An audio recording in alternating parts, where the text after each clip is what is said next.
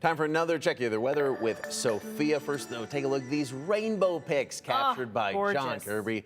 Just gorgeous. John was chasing rainbows in Boundary County. And a lot of us are chasing the sun or wanting to today, Yes. Sophia. Yeah, absolutely. Those are some beautiful pictures, beautiful springtime views, maybe feeling not so spring-like as we step outside this morning because we are seeing that 39-degree temperature right now. And technically that does fall within the average for what we would typically see this time of year, but it's definitely going to feel cold compared to what we've seen the past few days. And it's now similar to temperatures that we're seeing on the Pacific coast. Yesterday, we watched that cold air march into our area. So that's why we're seeing the colder temperatures today.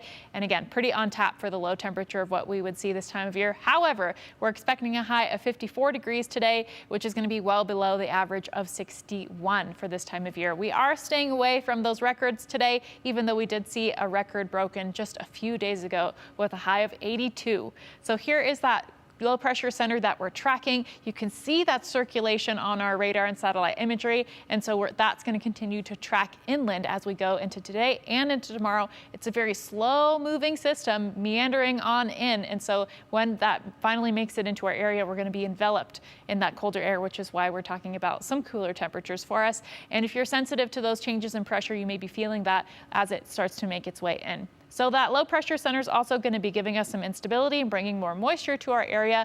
I wouldn't be too surprised if we see some sprinkles today as far as in the form of rain. But as we go into tomorrow, those temperatures are going to be back towards freezing. So we could see some flurries in Treasure Valley spots as well as some light mountain snow. However, the snow is not expected to stack up too much, maybe about an inch for the west central and a couple central mountain locations. And you might be wondering, well, it's April now. There's no way we could be talking about more snow. Well, typically in April, we get about 1/10 of an inch of snow, and even if it does fall, it wouldn't accumulate very quickly because we've got the warm spring sunshine and a different sun angle, so that would melt pretty quickly. So for Magic Valley areas, we're going to be closer to the warmer side for valley locations today with those highs near 60 for some spots. If we go over to the central mountains, we're expecting those drier conditions, and again, we could see some of those flurries for these mountain spots, and so you can see a little bit of light snowflakes there, and that's going to stay light as today as well as tomorrow. And then we're going to see those cooler 50-degree temps for valley locations. High expected to be 54 for Boise, and you can see those cooler temperatures linger tomorrow with those chances of flurries, and those windy conditions pick back up. And we start to see a gradual warming trend as we go into the weekend with a high of 67 on Saturday.